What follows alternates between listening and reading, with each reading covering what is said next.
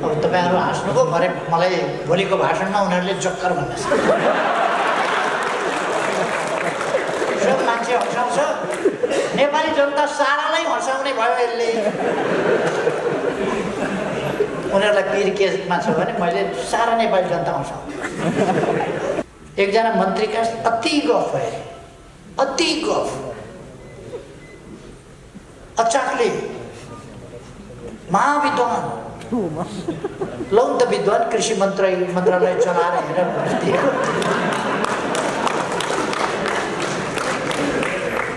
कृषि मन्त्रालय चलाउन दिएको विद्वानको हविगत त्यहीँदेखि लौ न देश डुब्ने लाग्यो।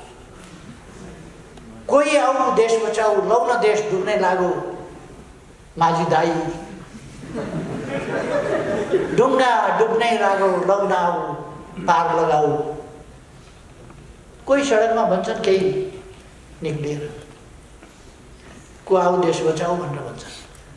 कोही 2/3 झन्डैको आफ्नै सरकार छ, त्यस सरकारका विरुद्ध के भन्छन्, लौ न कोही आऊ देश बचाऊ। कम्युनिस्ट पार्टीको नेतृत्वमा झन्डै 2/3 को सरकार हुँदा देश बचाउन कसलाई बोलाएको? बोलाएको कसलाई? उहाँले खुलस्त भन्नु पर्यो नि, कसलाई आमन्त्रण गर्न खोज्नुभएको उहाँले? सक्नुहुन्न। देशभित्रकालाई हो भने पनि सक्नुहुन्न, देश बाहिरकालाई हो भने पनि सक्नुहुन्न। संसदीय समितिमा प्रस्तुत गरेको प्रस्ताव सभामुखले आफ्नो लेटर प्याडमा लेखेर फिर्ता गरे अरे। सभामुखले कहिले यसो कानुन पढे पनि हुन्छ, थाहा पाउनु पर्यो। मैले राजनीतिक हिसाबले देशको भविष्यलाई ख्यालमा राखेर विदेशीको इसारामा यस देशलाई चल्न दिने छैन। उहाँहरू जति कराउनुहोस्। नेपाली जनताका बिचमा म गएको छु, मैले नेपाली जनताको ताजा जनादेश चाहियो भनेको छु। यो energy drinks, real drinks, real juice, real mango, real लिची, रियल एप्पल, रियल के, रियल गवा, यो सबै केमिकल फ्लेभरको कुरा। यी जुसहरूले त्यो जे भनेको छ, रियल लिची जुस, लिचीको बोट पनि देखाएको छ, पात पनि देखाएको छ। नयाँ नयाँ कामहरूको एउटा नयाँ नयाँ सिलसिला अगाडि बढेको छ। एक बेसार पानी पिउनुहोस्। विरोध गर्नेहरू एक झन्डा निस्कियो। रोगसँग डर लाग्दो रहेछ। बेलुका बेलुका बेसार पानी खान्छ, दिउँसो बेसार गरेर नखाऊ भने रोगसँग डर लाग्छ, खानु पर्यो बेलुका बेलुका घर। अनि आमाले सोचिन होला, दिउँसो त खाना नि के अरे बेसार दलेर विरोध गर्दै थिइस् त, अहिले त फेरि बेसार पानी चाहियो आमा भन्छस् भन्दा रोगसँग त होस गर्नु पर्यो नि त आमा। प्रचण्डजी, तपाईँ सूर्य चिन्हबाट एकपल्ट चुनाव लड्नु भएको छ, एकपल्ट लड्नु भएको छ सूर्य चिन्हबाट। अनि सूर्य चिन्ह कहिलेबाट तपाईँको? सूर्य चिन्ह लगेर निर्वाचन आयोगमा 30 वर्ष अगाडि दर्ता गर्ने मान्छे म अध्यक्ष छँदैछु, मेरो भएन। अनि प्रचण्डजीको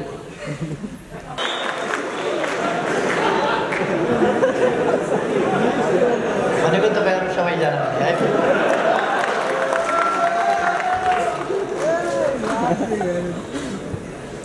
तपाईँहरूको कार्यक्रम सफल रहोस्, पहिलो त शुभकामना।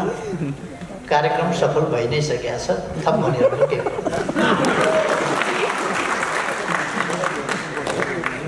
अहिले हामी सिधै सिराको कार्यक्रमबाट काठमाडौँ ओर्लिएर हेलिकप्टरबाट ओर्लिने बित्तिकै गाडी चढेर यहाँ आउँदैछौँ। सिराभन्दा अगाडि हामी ऊर्जा क्षेत्रको एउटा धेरै महत्त्वपूर्ण काम डल्केबर सब स्टेसन जो धेरै महत्त्वपूर्ण छ, त्यसको उद्घाटन गर्दै र त्यो उद्घाटन गरेर त्यस कार्यक्रममा पनि हामीले केही बोल्यौँ। अथवा आज एउटा महत्त्वपूर्ण नयाँ काम सम्पन्न भएको हामीले घोषणा गरेका छौँ उद्घाटन मार्फत। त्यस सब स्टेसनबाट भारतबाट बिजुली ल्याउन सकिन्छ वा भारत पठाउन सकिन्छ। हेटौँडा सब स्टेसनमा त्यहाँबाट विद्युत पठाउन सकिन्छ र नरुवा सब स्टेसनमा पठाउन सकिन्छ। र भोलि अर्को थर्ड तयार भइसकेपछि त्यसका लागि पनि त्यस सब स्टेसनमा अर्को एउटा पार्ट खाली छ, त्यसमा निर्माण गरेर त्यसैलाई प्रयोग गर्न सकिने गरी त्यो निर्माण भएको छ। अर्थात् एउटा महत्त्वपूर्ण काम सम्पन्न भएको घोषणा गर्न हामी आएका छौँ। शहीद हेमनारायण यादव जो 17 वर्ष अगाडि मारिनु भएको थियो, उहाँको स्मृति सभामा शरीक भएर श्रद्धाञ्जली अर्पण गर्न आयो। तपाईँहरूलाई लाग्छ होला श्रद्धाञ्जली सभा भनेपछि शालिगमा जानु होला, माल्यार्पण गर्नु होला, 2-4 जना साथीहरू हुनुहुन्थ्यो होला जस्तो लाग्न सक्छ। तर सिराहा सदरमुकामको विशाल एउटा प्राङ्गण छ त्यहाँ विद्यालयको। त्यस प्राङ्गणमा असाधारण उपस्थिति थियो आम जनसमुदायको। आम जनता त्यस कार्यक्रममा उल्टिएर आएका थिए। त्यस कार्यक्रमलाई पनि हामीले सम्बोधन गर्यौँ र अहिले तपाईँहरूका बिचमा आइपुगेका छौँ। हाम्रो ध्यान इतिहासलाई सम्मान गर्नेमा पनि गएको छ, बलिदानको सम्मान गर्नेमा पनि गएको छ,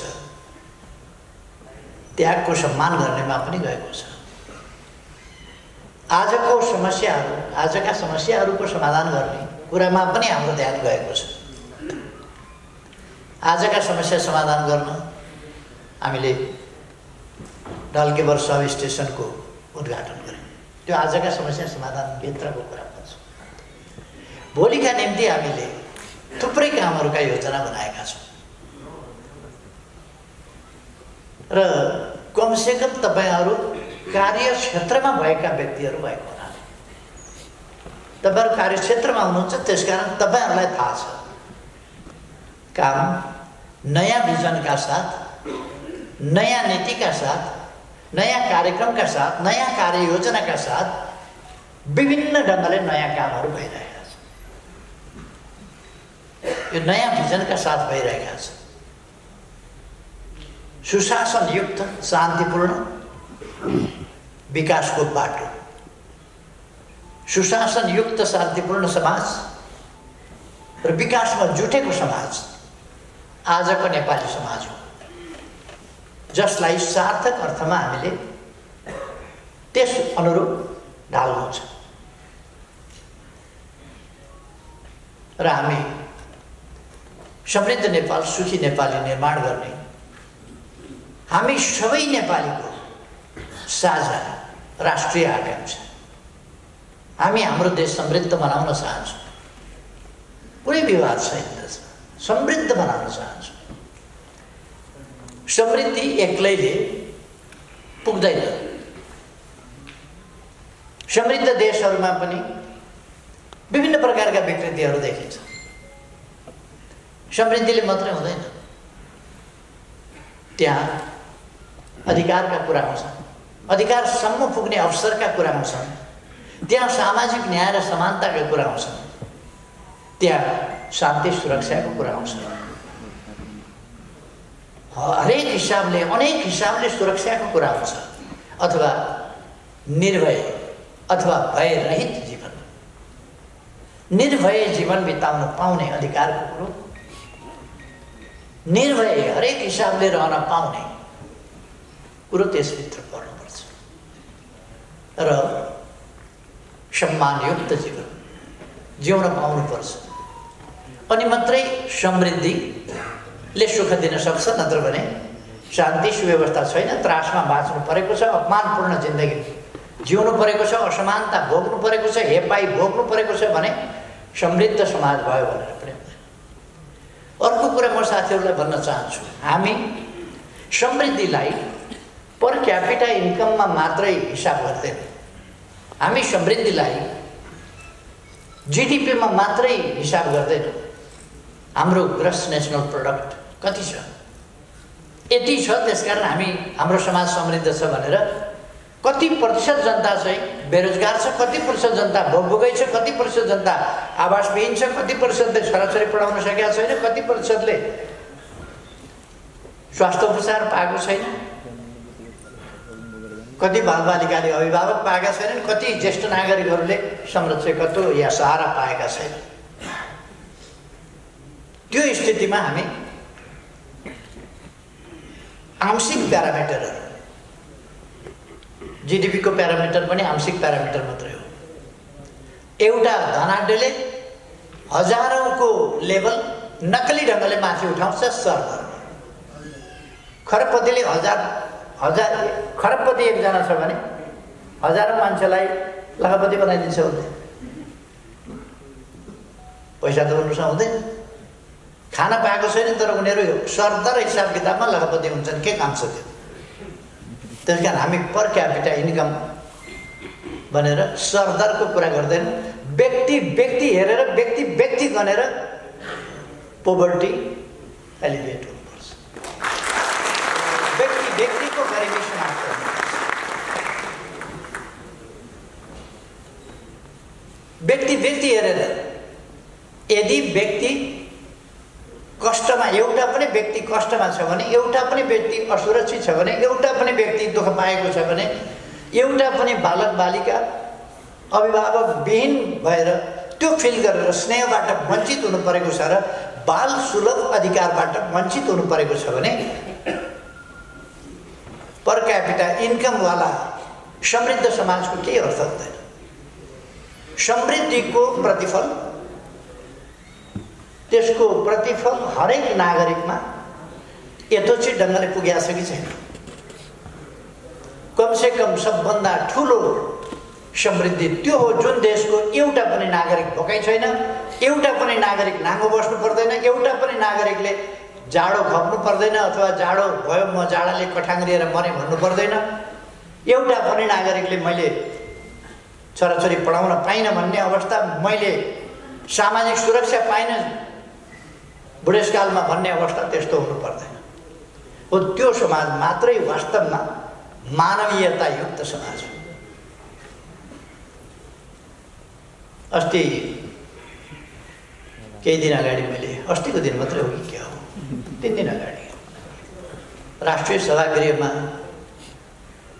बोल्दाखेरि पनि कुराहरू भनेको थिएँ।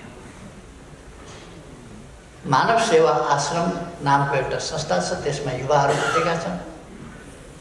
उनीहरू देशव्यापी यसपल्ट भर्खर अस्ति क्याम्पेन गरे, त्यसको समापन समारोह हामीले गरेका थियौँ। तर त्यो क्याम्पेनमा उनीहरूले, मैले बिदाई गर्दा बालुवाटारबाट उनीहरूलाई भनेको थिएँ, तपाईँहरूको यात्रा सफल रहोस्, अलपत्र सडकमा रहेको मान्छे र सहयोगापेक्षी सडक मानव कोही पनि फेला नपरोस्, तपाईँहरू रित्तै हात फर्किनुहोस्, तपाईँहरू सफल हुनुहोस्।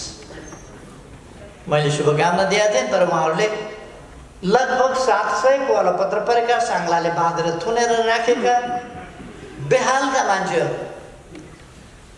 थला परेर परालमा सुतेर पिठ्यौँमा घाउ भएर पराल पिठ्यौँको घाउभित्र पस्या छ, निकाल्न सकिँदैन, त्यस्तो अवस्थाका मान्छेहरू 700 जति उहाँहरूले भेला गरेर ल्याउनु। हाम्रो समाज अझै पनि त्यहाँ छ।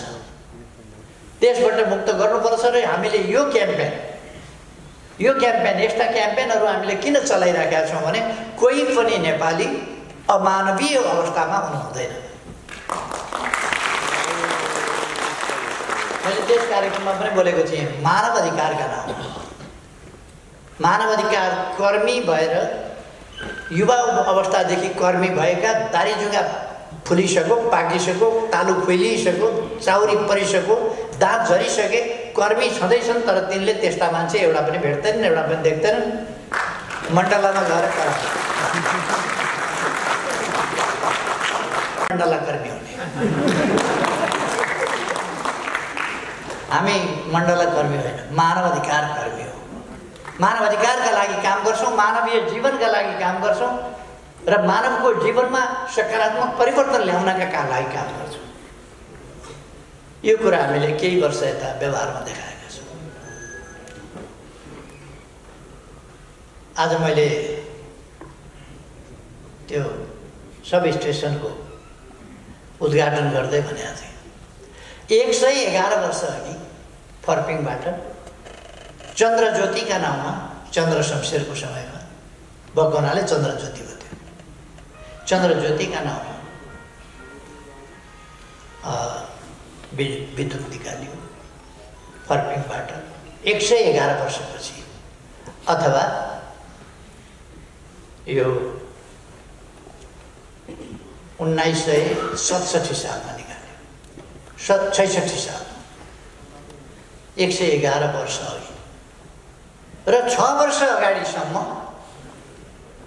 नेपालमा 300 मेगावाट पनि निस्केको थियो। 105 वर्षमा हामीले साउथ एसियाको सबभन्दा पहिले बिजुली निकाल्ने नेपाल। 105 वर्षमा कति भन्दा 3 मेगावाट निकाले हुँदो वर्ष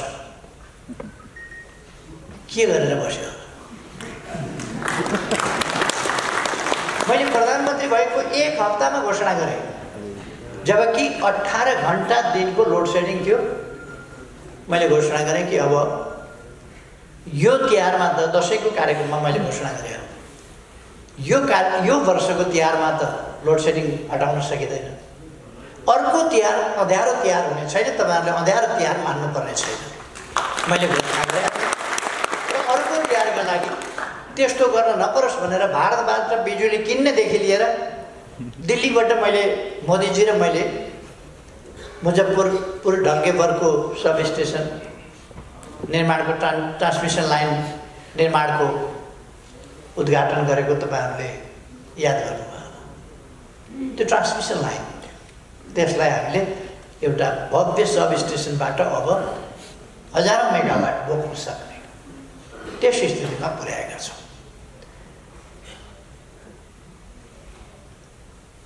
त्यसपछि म 74 साल फागुन 3 गते प्रधानमन्त्री भएँ। 75 साल जेठमा लोड सेडिङको अन्त्य घोषणा गरियो। लोड सेडिङ छैन। अहिले पनि केही मान्छेहरूलाई सरकार असफल भयो भन्नका लागि इलेक्ट्रोनिक कुरा हो, कहिले कहिले झ्याप्प बत्ती गयो भने थुप्रै कुरा सुधार गर्नुपर्नेछ।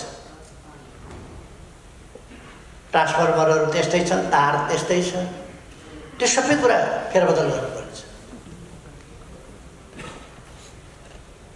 यो फेरबदल यति कुरामा गर्नुपर्ने रहेछ नि, बाटाका छेउमा हिँडो, लट्ठै पछि गुजुल्टिएको, के साह्रो गुजुल्टिएको टेलिफोनको तार। अचम्म लाग्छ, अलिअलि गुजुल्टिया हो र भनेर।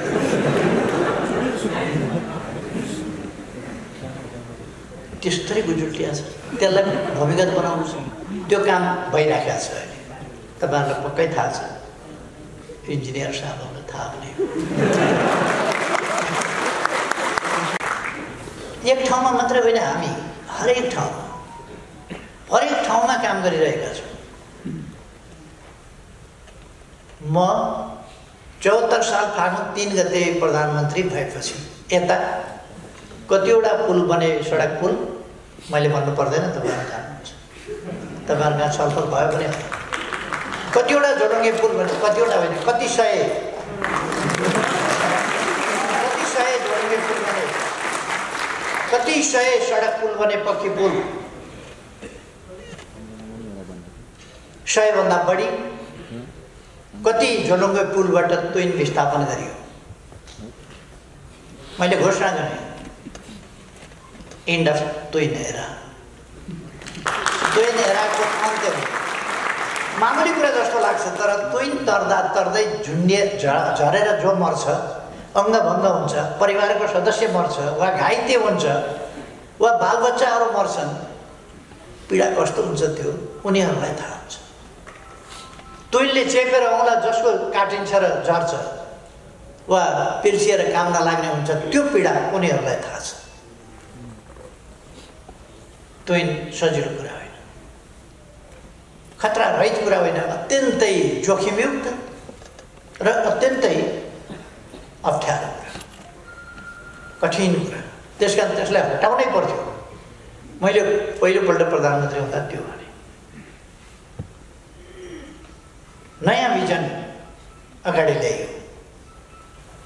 नेपालमा रेल सम्भव छ।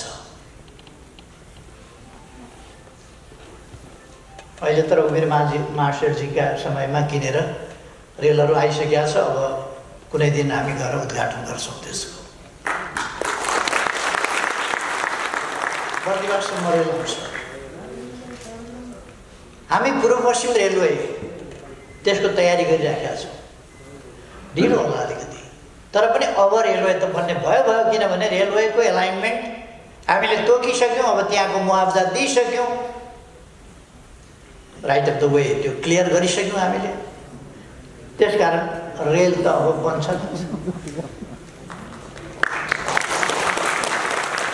हालतमा म चाहिँ रक्सौल काठमाडौँ रेल ल्याउने भने कहिले भारतसँग के कुरामा फेरि ठ्याकठुक परिहाल्छ। त्यसले गर्दा अलिकति काम कहिले ढिलो पनि हुन्छ। तर अहिले फेरि ठिकै छ, अब राम्ररी गएको छ। राम्ररी जानुपर्छ। छिमेकीहरूका बिचमा राम्रो सम्बन्ध हुनुपर्छ। हामी देशको अहित नहुने गरी, देशलाई घुँडा नटेकाइकन देशको हित हुने गरी हाम्रा छिमेकीहरूसँगको सम्बन्ध सुमधुर बनाउन चाहन्छौँ। समानताका आधारमा सुमधुर बनाउन चाहन्छौँ, वाक्र्याक्क घुँडा टेकेर होइन, लम्पसार गरेर होइन, सोभरेन इक्वालिटीका साथ हामी हाम्रो सार्वभौम सत्ताको रक्षा गर्छौँ। हाम्रो स्वाधीनताको वास्तविक अर्थमा प्रयोग गर्छौँ। चीनतिरबाट बाटो खुल्यो, ट्रान्सपोर्ट ट्रान्जिट एग्रिमेन्ट खुल्यो। म पहिलोपल्ट प्रधानमन्त्री भएका बेला मैले खोलिसकेँ। अब नेपाल ल्यान्डलक मात्रै रहेन, ल्यान्डलिङ्क जस्तो। त्यसकारण नेपाल एक तह माथि उक्लियो। एक देश बेष्टितबाट अब ल्यान्डलिङ्कको स्थितिमा त्यस स्थितिलाई कसैले पनि फेर्न सक्दैन। उत्तरी क्षेत्रको उत्तरी भेगको जनजीवन कष्टप्रद थियो। बाटाघाटाले जोडियो र चीनतिरका नाकाहरू खोलिए। त्यसले उत्तरतर्फको जनजीवन सहज बनेको छ। उत्तरतर्फ हामीले पनि सामान पुर्याउनु पर्यो भने चीनको हाइवे प्रयोग गर्न पाउने त्यो सहमति हामीले गरेका छौँ र उत्तरको हाइवे चीनको हाइवे पनि प्रयोग गरेर हामी ती नाकाहरूबाट सामानहरू, हाम्रै सामान पनि ती नाकाहरूबाट भित्र पसाउन सक्छौँ सजिलो गरी। भारतसँग हामीले जलमार्गको एग्रिमेन्ट गरेका छौँ। बङ्गलादेशसँग विद्युत बेच्ने, बङ्गलादेशले 9000 मेगावाटसम्म किन्छु भनेको छ। हामी त्यसको तयारीमा लागिरहेका छौँ। हामी ट्रान्समिसन लाइन बिर्ता मोडतिरबाट सोझो गरी, यो गोरखपुरको लाइन भनेको युपी बिहार र दिल्लीको लागि हो। यो बङ्गलादेशलाई बेच्न होइन। यहाँबाट टाढा पर्छ, व्हिलिङ चार्जमै हाम्रो चाहिँ बिजुलीको पैसा सारा जान्छ। त्यो हामी गर्दैनौँ। त्यस कारण उतैबाट हामी चाहिँ ट्रान्समिसन लाइन बनाउँछौँ र हाम्रा विद्युत उत्पादन हुनसँगै हामीले त्यसको प्रबन्ध पनि गर्छौँ। पोखरा क्षेत्रीय अन्तर्राष्ट्रिय विमानस्थल निर्माणको सम्पन्नताको नजिक छ। कसले भनिदिएछ फेरि केपी ओलीले धरारा बनायो भनेर पनि?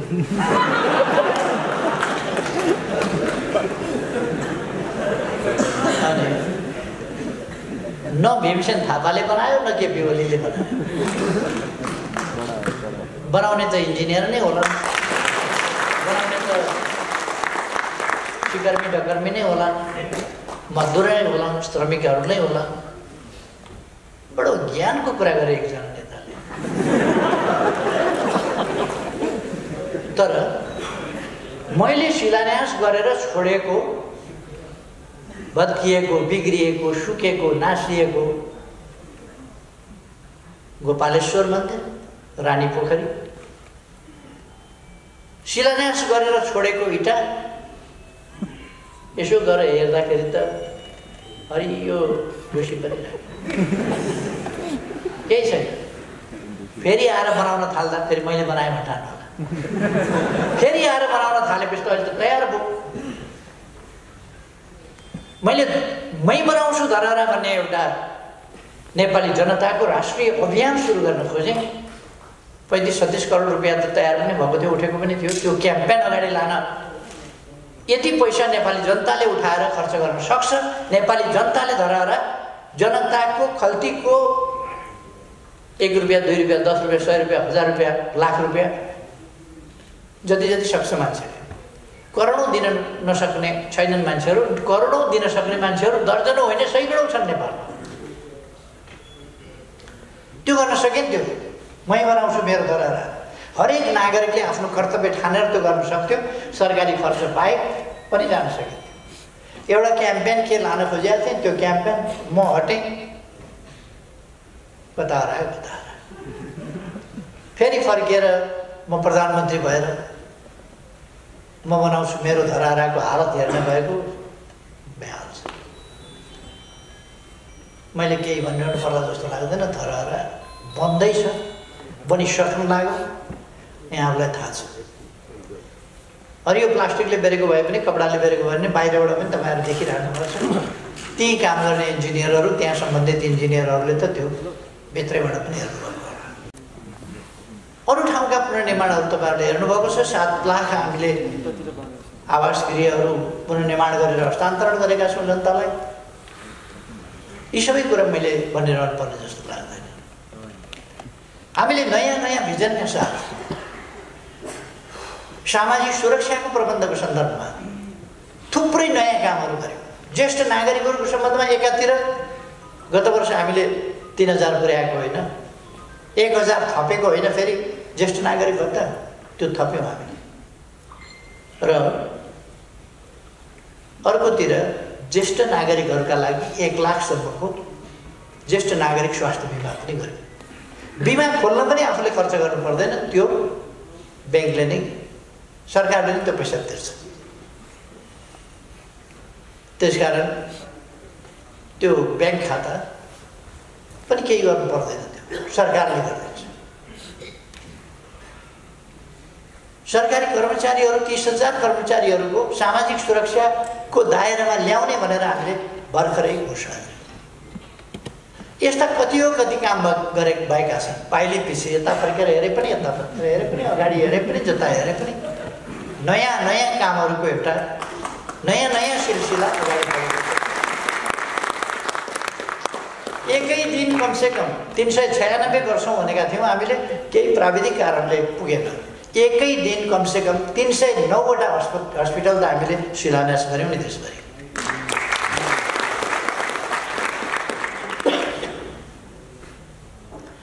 सायद विश्वका ठुला ठुला देशहरूमा पनि यस्तो रेकर्ड छैन होला कि एकै दिन 309वटा हस्पिटलको शिलान्यास भएको होस्।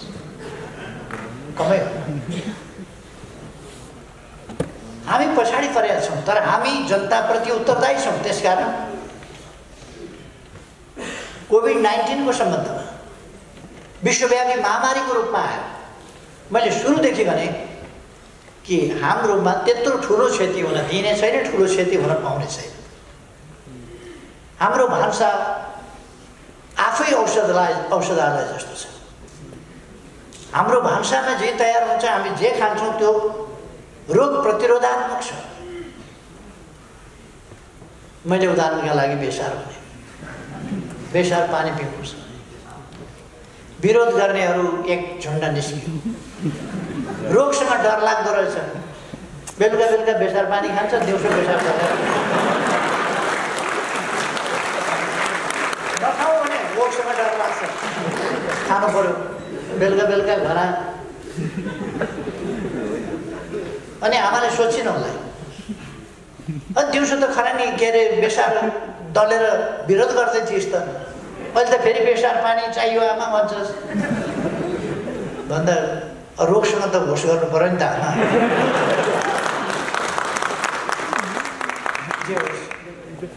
हाम्रो भान्सा, हामीले प्रयोग गर्ने मसला, जिरा, मरिच, प्याज, लसुन, अदुवा, टिम्बुर, बेसा, यी सबै चिज औषधि भएछ। यिनमा प्रतिरोध क्षमता छ। त्यसकारण नेपालीलाई अलिक कम सर्छ, सर्यो भने पनि निको हुने दर बढी हुन्छ, किनभने प्रतिरोध क्षमता नेपालीमा बढी छ भनेर मैले भने। धेरैले उडाए, अप्रमाणित कुरा भने। अहिले तथ्यहरूले देखायो यो गरिब देशको कोभिड-19 को कारणले हुने मृत्युदर अन्यत्रको भन्दा कम छ, धेरै भन्दा कम छ। 0.7% होला। अन्यत्र 2-3-4% पुगेको छ। हाम्रोमा त्यो पुग्दैन। अब हामीले कोभिडको खोप सुरु गरिसकेका छौँ। कोभिडको खोप अर्काले दिएर भनौँ, बेसा खोजेर ल्याएर भए पनि छोराछोरी भोकै त राखेन नि त, भयो।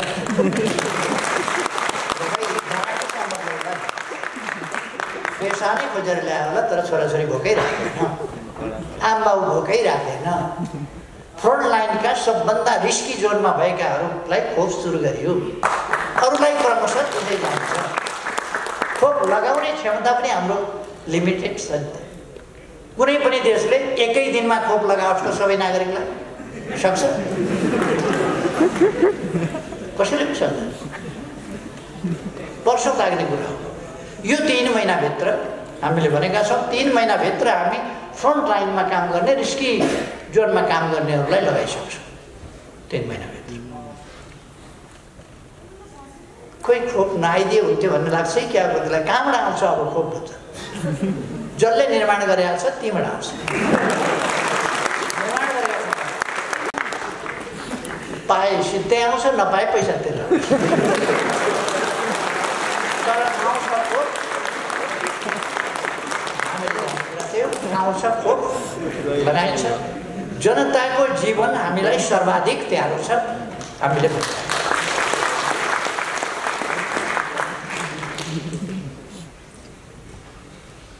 यस्तै कुरा सुनेपछि मेरा साथीहरू हडबडाए, घबडाए। यो देश त बन्छ कि क्या हो?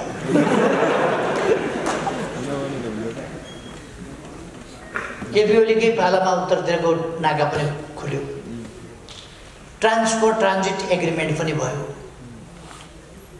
नदीका बाटोबाट पनि जहाज बन्छ। जहाज के भनेको थियो? उत्साही युवाहरूले गण्डकीमा चलाउन थाले, कोशीमा चलाउन थालिसके। मान्छेलाई भिजन दिएपछि त गर्दा रहेछ नि आफै। अहिलेको कृषि क्षेत्रमा मोडर्नाइजेसनको एउटा लहर चलेको छ।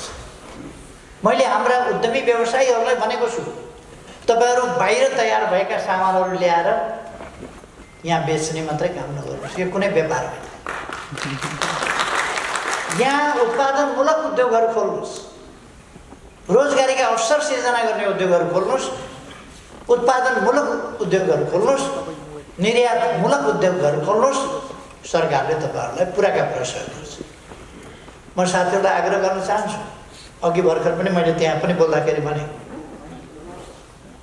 यो energy drinks, real drinks, real juice, real mango, real लिची, रियल एप्पल, रियल रियल गवा, यो सबै केमिकल फ्लेभरको कुरा। यी जुसहरूले त्यो जे भनेको छ, रियल लिची जुस, लिचीको बोट पनि देखाएको छ, पात पनि देखाएको छ। त्यो केमिकल फ्लेभर मात्रै हो। त्यसकारण जुस फ्याक्ट्री हामी बनाउँ न हाम्रोमा। लिची लगाउँ, म्याङ्गो लगाउँ, बदाम लगाउँ, पाइनएप्पल लगाउँ, फ्याक्ट्री बनाऊँ, हाम्रोमा बनाऊँ, ओरिजिनल सही जुस बनाऊँ, फ्लेभर होइन। त्यसकारण इम्पोर्टेड जुस हानिकारक छ स्वास्थ्यका लागि। कृपया व्यापारीले ल्याउन चाहनुहुन्छ भने बिक्न छोडेपछि ल्याउनुहुन्न, नखाउँ। नकली खाएर पैसा किन बेकार तिर्ने? एकपल्ट रामदेवले कोका कोलाको विरुद्धमा एउटा अभियान चलाए। म त्यस्तो अभियान चलाइरहनु पर्ने आवश्यकता ठान्दिनँ, तर तीभन्दा सुगर केही नहुने सट्टा आफ्नो पानी खाए हुन्छ। आफ्नो पानी कति मिठो हुन्छ। त्यसकारण हामीलाई देशभक्ति भनेको नारामा होइन, भाषणमा होइन, पाइला पाइला हुन्छ। देशभक्ति पाइला पाइलामा हुन्छ, व्यवहारमा हुन्छ, हाम्रा क्रियाकलापमा हुन्छ, दैनिक जीवनमा हुन्छ देशभक्ति। त्यसकारण म देशभक्तिपूर्ण व्यवहार गरौँ भन्ने आग्रह गर्न चाहन्छु। भारतले रिफाइन्ड नुन, जसलाई अङ्ग्रेजी नुन भन्यो, रिफाइन्ड नुन इन्डियामा थिएन त्यसबेला। तर समुद्रको पानीबाट बाफ उडाइदिएपछि बाँकी रहेको त नुन हुन्छ। त्यो रिफाइन गर्न नसके पनि इन्डियन नमक, अपना नमक खाओ भनेर उनले अभियान चलाए। पछि त्यसलाई छिटै रिफाइन गर्न त गाह्रो भएन। अङ्ग्रेजी नुन बहिष्कार त्यो गरे उनले। गान्धीले चर्खा किन चलाए? उनले चर्खा काटेर भारतको त्यत्रो पपुलेसनलाई डम्मै लत्ता कपडा सबै पुग्थ्यो र? त्यो त होइन नि। हामी आफू निर्माण गरौँ, आफू बनाऊँ, आफू धागो काटौँ, आफू चर्खा बनाऊँ, आफू तान लगाऊँ, आफू कपडा बनाऊँ भने हो नि। अहिले भारतमा फेसन भएको छ, दामी कपडा लाउनु पर्यो भने नेताजीले खादी लाउनुहुन्छ, गान्धी खादी। निकै महँगो पर्छ आजकल अरू कपडाहरू। कता लान खोजे गान्धीले, कता गयो बिचरा।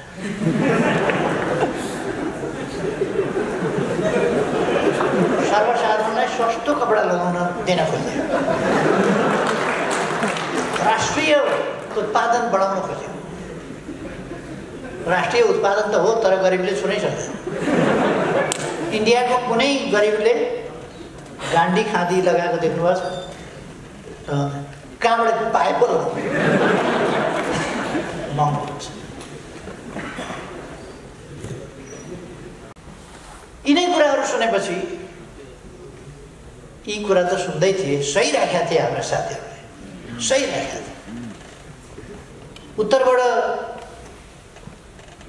ट्रान्सपोर्ट ट्रान्जिट एग्रिमेन्ट गरेपछि, नाकाहरू खोलेपछि एकपल्ट सही नसक्नु भएर उहाँहरूले दाम्लो चुडाउनु भएकै हो।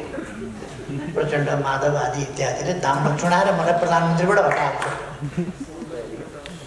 मैले भने झ्यालबाट होइन, जस्केलाबाट होइन, हामी हाइवेबाट मूल ढोकाबाट आउँछौँ। मैले त्यति बेला बोल्ने क्रममा भनेको थिएँ, this is not the end of time,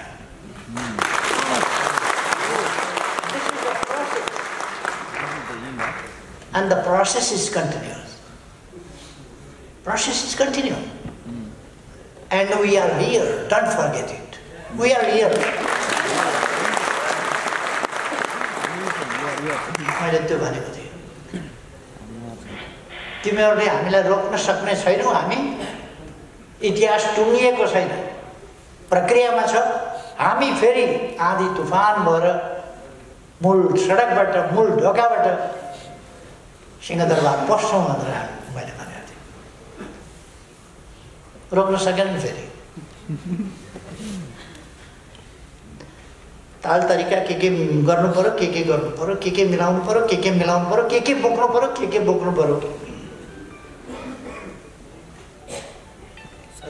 कहिले कहिले अलिक हल्का हुँदा खोलाले बगाउन आँटो भने भारी बोकेर पनि तौल बढाएर बगाउन नसक्ने बन्नुपर्ने हो कि के भारी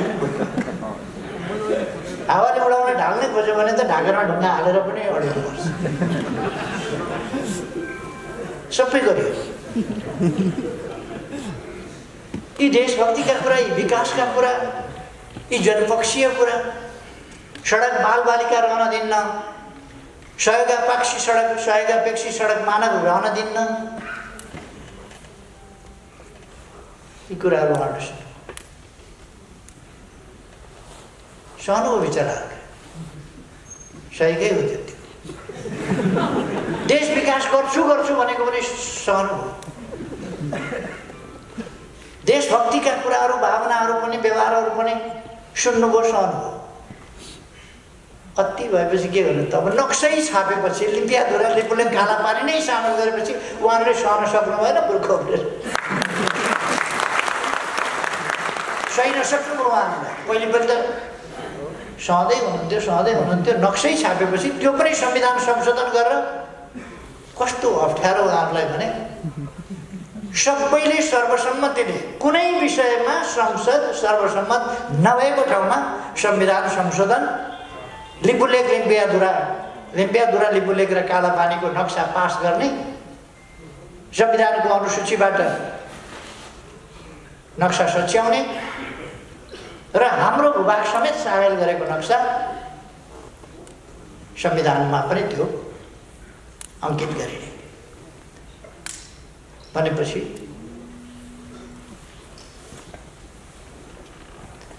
कसको के आदेश आयो त्यो उहाँहरू जान्नु होला। तर उहाँहरू त्यति बेलैदेखि प्रक्क उफ्रिन थाल्यो। त्यति बेलैदेखि धामी उफ्रिने, टेलिभिजनमा गएर उफ्रिने, अन्यत्र गएर उफ्रिने, सडकमा गएर उफ्रिने, हेर्लास टाक्लास पखलास धुमै गर्दै गर्दै धेरै लामो समयसम्म हामीले तानेर ल्यायौँ। अस्ति केन्द्रीय कमिटीको बैठक बोलाइयो, उहाँहरू आउनु भएन। अघि भनिहाल्नु हो राय मान्छेले, केन्द्रीय कमिटीको बैठकमा आउनु भएन साथीहरू, कता जानुभएछ? हामी यहाँ छौँ भनेर निर्वाचन आयोगबाट थाहा पाइयो पार्टी हामीलाई चाहियो, सूर्य चिन्ह हामीलाई चाहियो, यो चाहियो। मैले भने प्रचण्डजी तपाईँ सूर्य चिन्हबाट एकपल्ट चुनाव लड्नु भएको छ, एकपल्ट लड्नु भएको छ सूर्य चिन्हबाट। अनि सूर्य चिन्ह कहिलेबाट तपाईँको भयो? सूर्य चिन्ह लगेर निर्वाचन आयोगमा 30 वर्ष अगाडि दर्ता गर्ने मान्छे म अध्यक्ष छँदैछु, मेरो भएन। अनि प्रचण्डजीको हामी भाडाको घरमा बसेका छौँ, कार्यालय भाडाको घरमा। उहाँहरूले आफूलाई अलग भएको घोषणा गर्नु। मैले भने तपाईँको पेरिस डाँडा त किनेको आफ्नो नम्बरी जग्गा, नम्बरी घर छ नि त, त्यहीँ जानुहोस्, दाबी छ। हामी भाडाका घरमा बसेका छौँ बाबा, अर्काको घरमा भाडा तिरेर बसेका छौँ, के किचकिच गर्न आइरहेको? आफ्नो जो साथीभाइ अल्मल्याएका थिए, हिजो पीडा दिएका थिए, हिजो धोका दिएका थिए, हिजो महान जनयुद्ध क्रान्ति हुन्छ, एकदम जनवाद आउँछ, त्याग गर्नुपर्छ। मान्छेले ज्यान त्यागे, अङ्ग त्यागे, छातीमा गोली लिएका छन्, अङ्गमा गोली लिएका छन्, शरीरमा गोली लिएका छन्, अङ्ग भङ्ग भएका छन्। ती मान्छे कहाँ छ? अनि मैले यो प्रश्न गरेको, एउटा मान्छेले हो तिनीहरूकै हुर्को, लडाकुका लागि आँसु बगाउनु पर्दैन भनेछ। तिमीहरूले बगायो त मैले बगाउनु परेन?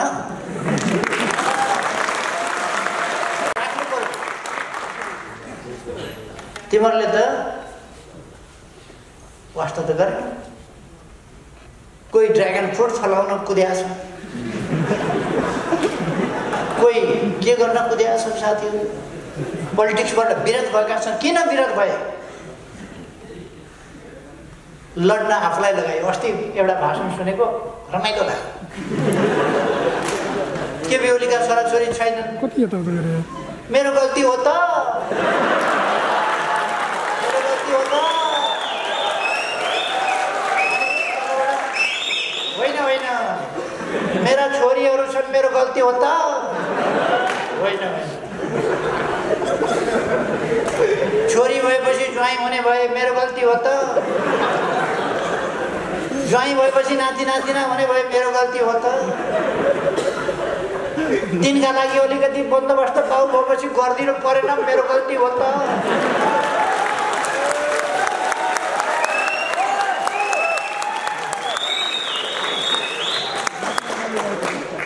मैले छोरीलाई माया गर्नुस् भनेको छु, ज्वाइँलाई माया गर्नुस् भनेको छु, नाति नातिनीलाई माया गर्नुस् भनेको छु, तर आफ्ना छोराछोरी अरूका छोराछोरी चाहिँ ढुङ्गा माटो उनीहरूलाई चाहिँ प्रयोग गर्ने फाल्दिने। अरूका छोराछोरीको बन्दोबस्त आफ्नो छोरीको जस्तो हुनुपर्छ पर्दैन। मैले तपाईँहरूलाई कार्यकर्ता भनेर हिँडाउँछु भने मेरो छोराको जति बन्दोबस्त, मेरो छोरालाई जति प्राथमिकता मैले तपाईँहरूलाई पनि दिन सक्नुपर्छ, अनि मात्रै मान्यता।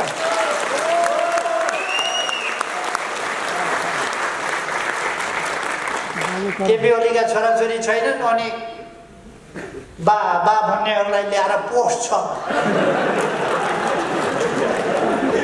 मैले देशभरिका छोराछोरीहरूलाई पोस्ट नै खोजे,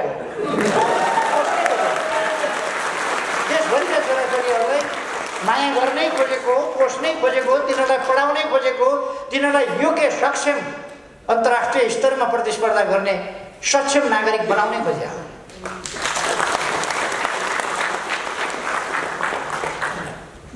अनि मेरो गल्ती हो त।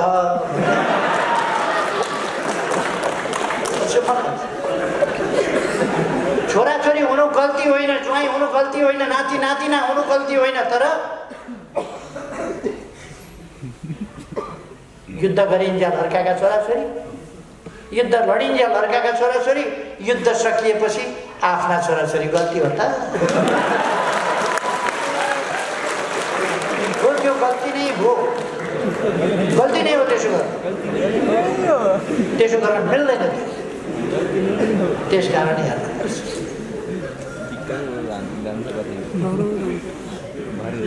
अब तपाईँहरू हाँस्नुभयो, भरे मलाई भोलिको भाषणमा उनीहरूले जक्कर भन्ने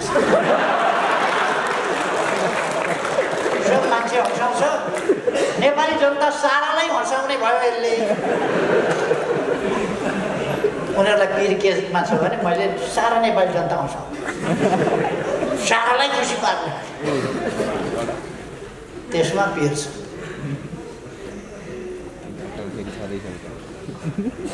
यिनीहरूसँग सेन्स अफ ह्युमर पनि छैन।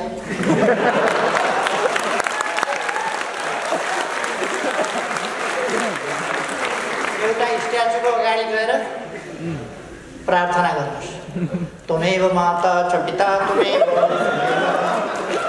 त्यो शालिग मुस्कुराउँदै बढी सुनिनस् कि क्या हो तैँले यत्रो भजन गाएको पनि, त्यो अँध्यारो मुखमै लाग्दैन।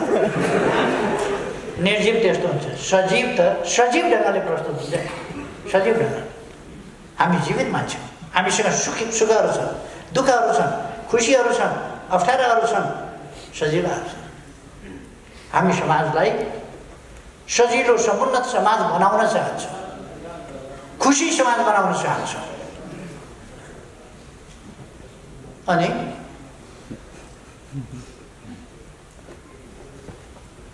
यी दुई चारजना मान्छेहरू पार्टी जस्तो चलेको थियो। पार्टीको तमासा तपाईँहरूले देख्नु भएन? कस्तो थियो पार्टी? दुनियाँमा कुनै पार्टी एक महिना अगाडिसम्म हाम्रो पार्टी जस्तो तपाईँहरूले दुनियाँमा कुनै पार्टी देख्नुभयो? आफ्नै सरकारको धज्जी उडाएको छ, आफ्नै सरकारको। पार्लियामेन्टमा विपक्षीहरू उठ्न खोज्छन्, बोल्न खोज्छन् अनि भन्छन् खोइ के भन्ने, हामी त सबै सत्ता पक्षले नै हाम्रो भनिन्छ।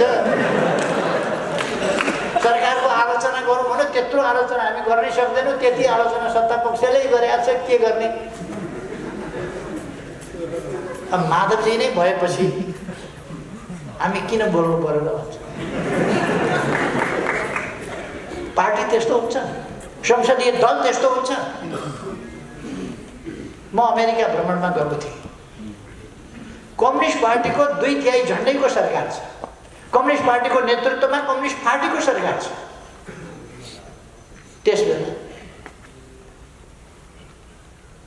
सफलतापूर्वक सरकार राष्ट्रिय अन्तर्राष्ट्रिय क्षेत्रमा अगाडि बढेको छ। त्यस्तो अवस्थामा एउटा नेता संसदको रोस्टरमा गएर भन्छ लौ न देश डुब्ने लागु, कोही आऊ देश बचाऊ, लौ न देश डुब्ने लागु, माझी दाई। डुङ्गा डुब्नै लागौ लौडाऊ पार लगाऊ।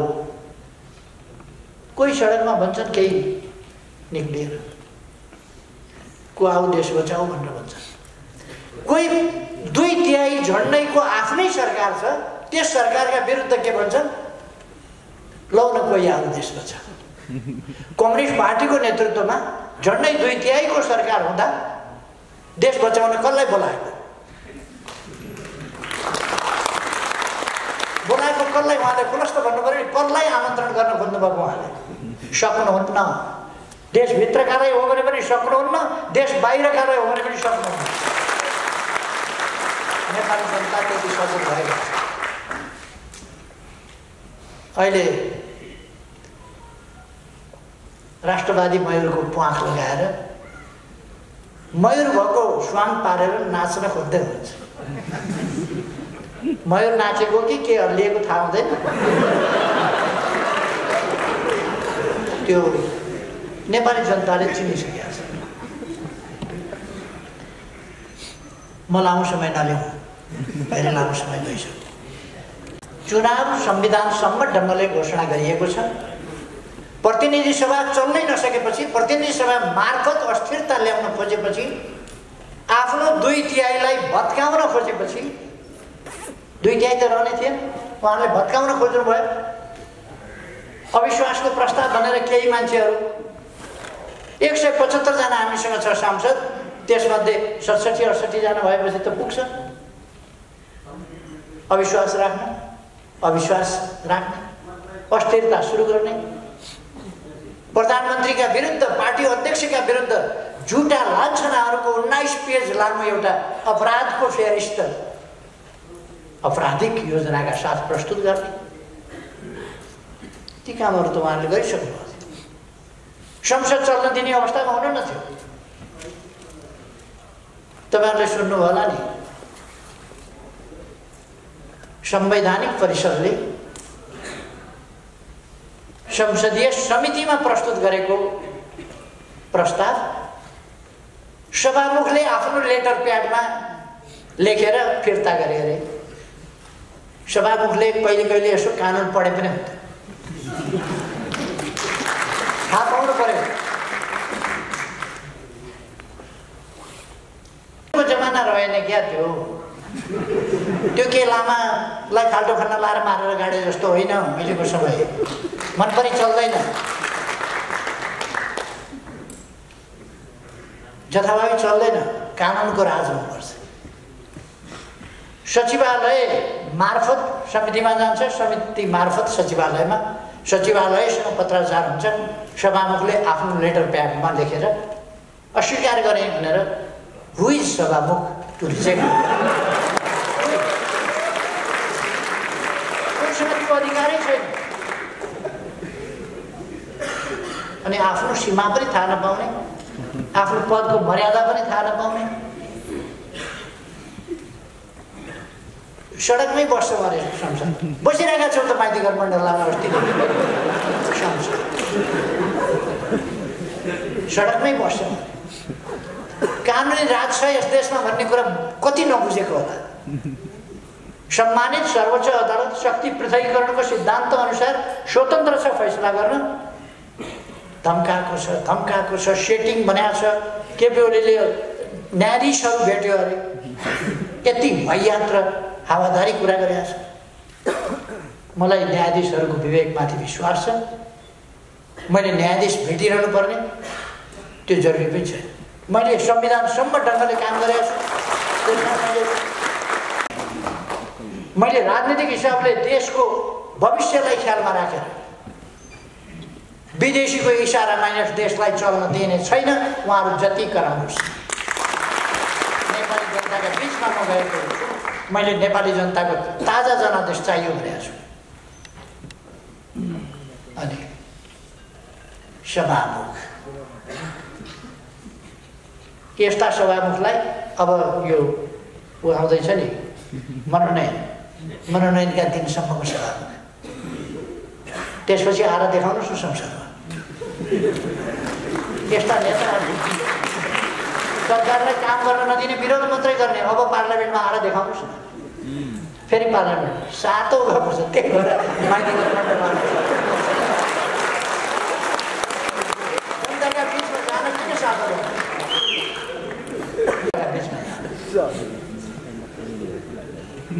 5 वर्ष चुनाव हुँदाखेरि संविधान च्यातिन्छ अरे, संविधान भङ्ग हुन्छ अरे, देशमा अस्थिरता भयानक सङ्कट आउँछ अरे।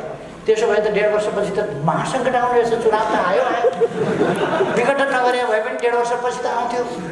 चुनाव आउने बित्तिकै जब देशमा महासङ्कट आउँछ भने त यो त चुनाव नगर्ने प्रणाली उहाँहरूले खोज्या रहेछ। चुनाव हुन नहुने प्रचण्डलाई बनाइदिउँ, त्यसपछि चुनाव नगरौँ, खाइदिउँ। उहाँहरूको इन्साफ थियो। जनताका बिचमा ताजा जनादेशका लागि जाने कुरा लोकतन्त्रको मर्म हो। त्यो यत्तिकै गएको हो र म त प्रधानमन्त्री छँदै थिएँ नि, यत्तिकै गएको हो र। जब संसदलाई तमासा बनाइने भयो, अस्थिरताको सिर्जना थलो बनाइन खोजियो, तब र सांसदहरू देख्नु भएन, मन परि बोलेका छन्, उफ्रिएका छन्, कुदेका छन्। विपक्षीले भन्दा बढी आफ्ना पार्टीकाले सरकारको विरोध गरेका छन्, काम गर्न नदिएका छन्। ऐन बनाएर पेश गरेको 3 वर्ष भइसक्यो, बनाउन दिँदैन। सरकार एक ठाउँबाट चल्दैन, खुमलटारका आदेशमा मन्त्रीहरू चल्छ। त्यो स्थितिमा चल्छ सरकार। त्यसकारण मैले विघटन गरेर ताजा जनादेशका लागि जानु पर्थ्यो। यस देशका लागि, देशको सार्वभौमसत्ताका लागि, देशको स्वाधीनताका लागि, देशको विकासका लागि, संविधानको रक्षाका लागि, लोकतन्त्रको रक्षाका लागि, जनताको सर्वोच्चता कायम गर्नका लागि यी केही तथाकथित राजनीतिका खेलाडीहरूले राजनीतिलाई फोहोरै खेल बनाउन नदिएर जनताको सार्वभौमसत्ता जनताले प्रयोग गर्न पाउने ठाउँमा फेरि फर्काउनका लागि निर्वाचनको घोषणा गर्यो। संविधान सम्मत छ, निर्वाचन हुन्छ वैशाख 17 गते 78 सालको वैशाख है। 78 साल वैशाख 17 गते शुक्रबारका दिन पहिलो चरणको निर्वाचन हुन्छ। 78 साल वैशाख 27 गते सोमबारका दिन दोस्रो निर्वाचन हुन्छ, दोस्रो चरण। र हामी 3 वर्षसम्म हाम्रो पार्टी निष्क्रिय, गन्तव्यविहीन, हल नचल, कता जान्छ पार्टी थाहा छैन। त्यो स्थितिमा 3 वर्ष पार्टी रह्यो, तपाईँहरूलाई थाहा छ। गन्तव्य कता हो थाहा छैन। त्यस्तो अवस्था हो। कता जाने हो, के गर्ने हो? 3 महिनामा टुङ्ग्याउने भनेको एकीकरणको प्रक्रिया 3 वर्षमा टुङ्गिँदैन। मसँगै अध्यक्ष हारेको मान्छे भोलिपल्टदेखि अध्यक्ष देऊ, अध्यक्ष देऊ, अध्यक्ष देऊ, अध्यक्ष देऊ। पहिले चुनाव हारेर प्रधानमन्त्री भएको त्यही सम्झेर हारेपछि संसदमा चुनाव हार्ने, त्यहाँबाट प्रधानमन्त्री हुन पाइन्छ भने अध्यक्ष हारेर अध्यक्ष हुन किन नपाउने? मेरो त यस्तो विचार लिने बानी परेको छ। यही ढङ्गले उहाँहरू खोज्नुहुन्छ।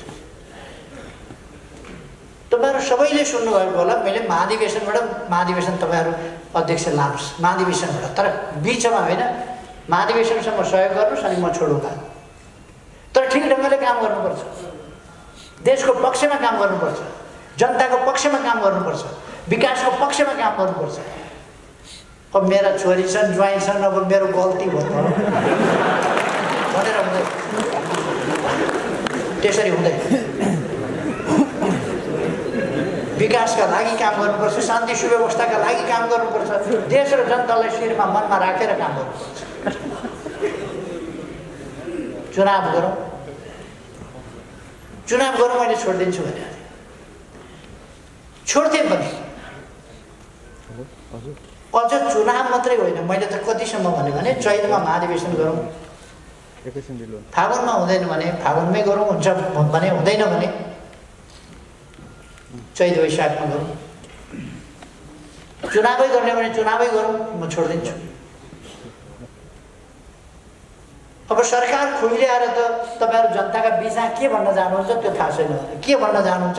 सरकार खुइल्याएर पूर्व पश्चिम राजमार्ग चौडा भयो, साँगुरो पारो भन्न जानुहुन्छ। लोड सेडिङ समाप्त भयो। म प्रधानमन्त्री हुँदा 18 घण्टा लोड सेडिङ थियो। लोड सेडिङ समाप्त भयो। यो नकली बत्ती बालिराखेको छ, यो सकली बत्ती होइन भन्न जानुहुन्छ। के भन्नुहुन्छ? के भन्ने? उहाँहरूलाई सङ्कट छ। हामी धौबारीबाट अब आइरन एन्ड स्टिल फ्याक्ट्री, त्यहाँबाट फलाम निकालेर विभिन्न प्रकारका फ्याक्ट्रीहरू सञ्चालन गर्छौँ, फलाम एक्सपोर्ट पनि गर्छौँ।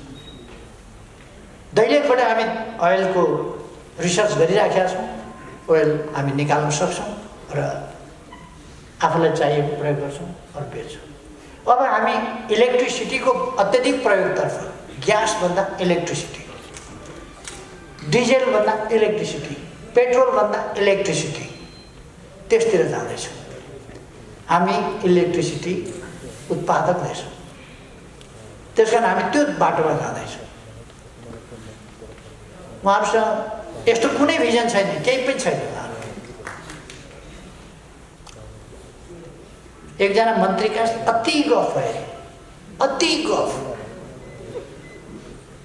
अचाकले महाविद्वान, लौ त विद्वान कृषि मन्त्रालय चलाएर हेरेर बस्दिएको।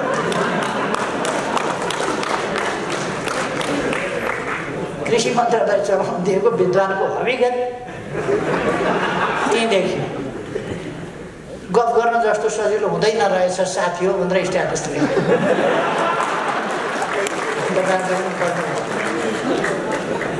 मन्त्रालय चलाउन भनेको कुरा गर्न जस्तो सजिलो हुँदैन रहेछ साथी हो भनेर लेख्यो। किन मलाई आएन भन्दाखेरि दिएको जवाफ, ठिक हो, कुरा गर्न जस्तो सजिलो हुँदैन मित्र। ती मान्छे अहिले यो न्यु पारेर भागे, यसै पनि भाग्थे मन्त्रालय छोडेर भाग्थे, त्यो अर्को कुनै उपाय नै थियो।